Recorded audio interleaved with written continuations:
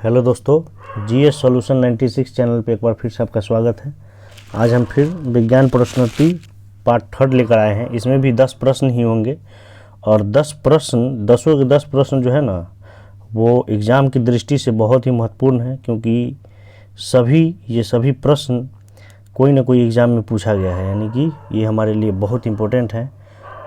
पहला क्वेश्चन कह रहा है कि दो चुंबक की प्रबलताओं को 3 गुना कर दिया जाए तथा उनके बीच की दूरी को 1/3 गुना कर दिया जाए तो उनके बीच लगने वाला बल कितना होगा। यानी जब हमको चुंबक में प्रबलता का दिया हुआ है तो उसके बीच लगने वाला फोर्स निकालना है, तो इसके लिए हमको एक कॉन्सेप्ट याद रखना होगा, कूलम्ब्स लॉ फॉर मैग्नेट, यानी चुंबक के लिए कूलम्ब का नियम।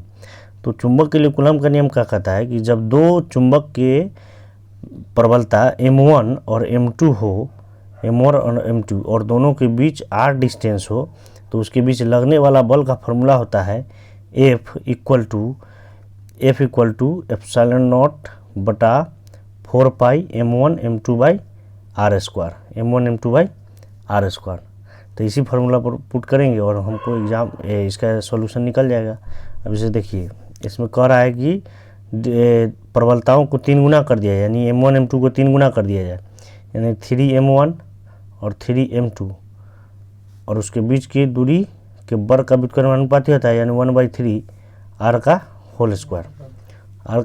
तो यह आ जाएगा 9M1M2 बटा 1/3 r है, तो इसका होल स्क्वायर निकालेंगे तो 1/9 r स्क्वायर, यानी 9 फिर ऊपर आ जाएगा और r स्क्वायर नीचे, तो 9 जा 81 m by M1 M2 by are square आ जाएगा, तो 81F। इसलिए इसका आंसर क्या हो जाएगा 81F, यानी कि 81 गुना इसका फोर्स हो जाएगा, डी नंबर। अब नेक्स्ट क्वेश्चन कह रहा है कि चुंबकीय क्षेत्र का CGS मात्रक क्या होता है। चुंबकीय क्षेत्र का CGS मात्रक होता है, तो यहाँ क्वेश्चन दे दिया है, दोनों में अंतर है CGS और SI। CGS कह रहा है यानी स्पेशल CGS का ही हम मात्रक डालेंगे। क्वेश्चन का ऑप्शन में फंसा दिया है टेस्ला गॉस दोनों नॉन ऑफ दीज, हालांकि इसका मात्रक दोनों है, टेस्ला और गॉस दोनों, लेकिन क्वेश्चन कह रहा है CGS, तो CGS ही मारेंगे, दोनों मार देंगे तो गलत हो जाएगा।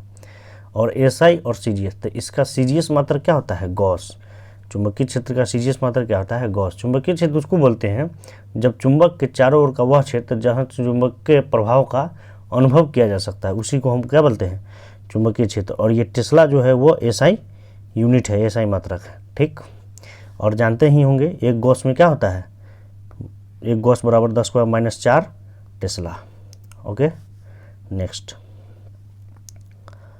अब आइए, चुंबकीय क्षेत्र की तीव्रता कैसी राशि है।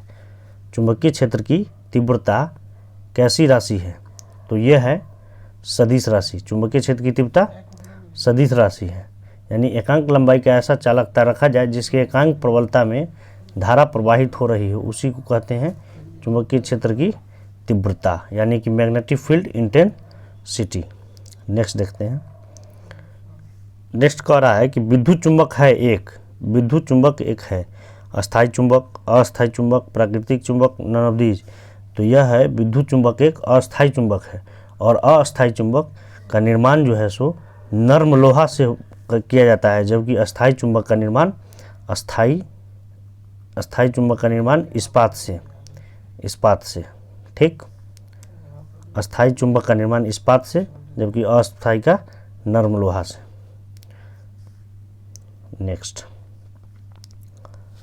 नेक्स्ट कह रहा है कि क्यूरी ताप क्या है। तो क्यूरी ताप वो होता है कि वैसा ताप जिसके ऊपर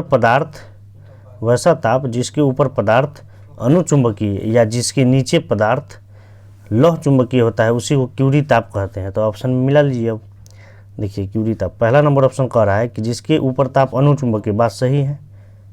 जिसके ऊपर लौह चुंबकीय हो पदार्थ, नहीं, गलती है। जिसके नीचे लौह चुंबकीय हो पदार्थ, ये सही है, यानी इसका आंसर मेरा क्या हो जाएगा डी नंबर, A और C दोनों, ठीक, A और C दोनों। नेक्स्ट कह रहा है कि बराबर संधारित्र वाले 4 संधारित्र की संधारिता क्या होगी जब इन्हें श्रेणी क्रम में जोड़ा जाए। तो संधारित्र क्या होते हैं, और संधारित्र और क्या बोलते हैं, प्रतिरोध दोनों एक दूसरे का उल्टा होता है। प्रतिरोध क्या होता है कि धारा के मार्ग में चालक द्वारा डाला गया अवरोध ही प्रतिरोध कहलाता है, और प्रत्यावर्ती धारा के मार्ग में संधारित्र द्वारा डाला गया अवरोध ही क्या कहलाता है, प्रतिघात यानी संधारित्र। अब देखिए, यानी श्रेणी क्रम में कह रहा है, संधारित्र दिए हुए है, संधारित्र है और श्रेणी क्रम में है, तो हम इसको प्रतिरोध का उल्टा करेंगे। तो प्रतिरोध का उल्टा क्या होता है, प्रतिरोध का उल्टा हो जाएगा इसमें समांतर क्रम में, यानी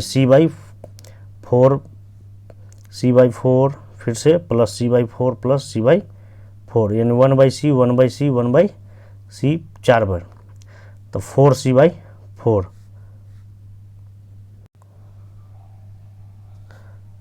तो संधारित्र दिया हुआ है, 4 संधारित्र दिया हुआ है, ठीक है। तो इसके देखते हैं, यानी इसको हम पैरेलल करेंगे, यानी कि समांतर क्रम से आएंगे, 1/C plus 1/C plus 1/C plus 1/C, और एलसीएम लेंगे C, और इसका कितना हो जाएगा 4, तो 4/C है, इसको उल्टा कर देंगे, यानी कि 1/C बराबर 4/C, तो C का वैल्यू कितना हो जाएगा 1/, यहाँ पे 1/C बराबर 4/C, तो 1/C बराबर 4/C, तो C बराबर कितना हो जाएगा, C इक्वल बराबर C/4, ठीक। तो इसलिए मेरा ऑप्शन नंबर क्या हो जाएगा, option number B C/4। Next देखते हैं, 1500 वाट के हीटर द्वारा 4 घंटे चलने पर खर्च की गई ऊर्जा क्या होगी। कुछ नहीं करना है, ये 1 यूनिट में क्या होता है, किलोवाट घंटा, 1 यूनिट में किलोवाट घंटा, तो जितना है सबको क्या कर देंगे, मल्टीप्लाई कर देंगे, और उसको 1000 से डिवाइड कर देंगे। तो 1000 डिवाइड करते हैं, दोनों कर जाएगा, 5 4 जा 15 4 जा 60 और 10, तो 6 यूनिट, तो इसका आंसर हो जाएगा 6 यूनिट। नेक्स्ट, चुंबकीय फ्लक्स को किससे चिन्हित किया जाता है। चुंबकीय फ्लक्स को किस चीज़ से चिन्हित किया जाता है, तो देखिए इसके बारे में। तो चुंबकीय फ्लक्स को अल्फा, समेशन, फाई या गामा, लेमडा, तो इसका आंसर हो जाएगा फाई। देखिए, चुंबकीय फ्लक्स, चुंबकीय क्षेत्र में किसी चुंबक बल रेखा के लंबवत तल से गुजरने वाली चुंबकीय बल रेखा की कुल संख्या चुंबकीय फ्लक्स कहलाती है, और चुंबकीय फ्लक्स का मात्रक जो होता है ना, SI मात्रक, वो होता है वेबर, और इसको किससे डिनोट किया जाता है, फाई से। वेबर बराबर 5/A, यानी कि चुंबकीय फ्लक्स बटा क्षेत्रफल। अब नेक्स्ट देखिए, चुंबकीय फ्लक्स का SI मात्रक क्या होता है, तो अभी बताएं, चुंबकीय फ्लक्स का SI मात्रक क्या होता है, वेबर, जबकि वेबर प्रति मीटर स्क्वायर दिया हुआ है फ्लक्स घनत्व का, याद रखिएगा, ये वेबर प्रति मीटर स्क्वायर क्या है, फ्लक्स घनत्व का SI मात्रक, ठीक। नेक्स्ट, चुंबक के असंख्य परमाणुओं को कहा जाता है। चुंबक के असंख्य परमाणुओं को कहा जाता है, तो चुंबक के असंख्य परमाणुओं को डोमेन कहा जाता है। चुंबक के असंख्य परमाणुओं को डोमेन कहा जाता है, और एक डोमेन में कितना होता है, 10 के पावर 18 से लेकर 10 के पावर 21 परमाणु एक डोमेन में। और लौह चुंबकीय पदार्थ का तीव्र चुंबकत्व डोमेन के कारण ही होता है। जितना भी लौह चुंबकीय पदार्थ होता है ना, और उसका तीव्र चुंबकत्व किसके कारण होता है, डोमेन के कारण, क्योंकि उसमें परमाणु की संख्या ज़्यादा होती है, इसलिए वह लौह चुंबकीय पदार्थ हो जाता है। तो ठीक है, आज के लिए इतना ही, फिर कल हम नए सीरीज लेकर आएंगे, 10 क्वेश्चन ही रहेंगे, और 10 बहुत इंपॉर्टेंट है, इसलिए लाइक शेयर और सब्सक्राइब करते रहें। धन्यवाद।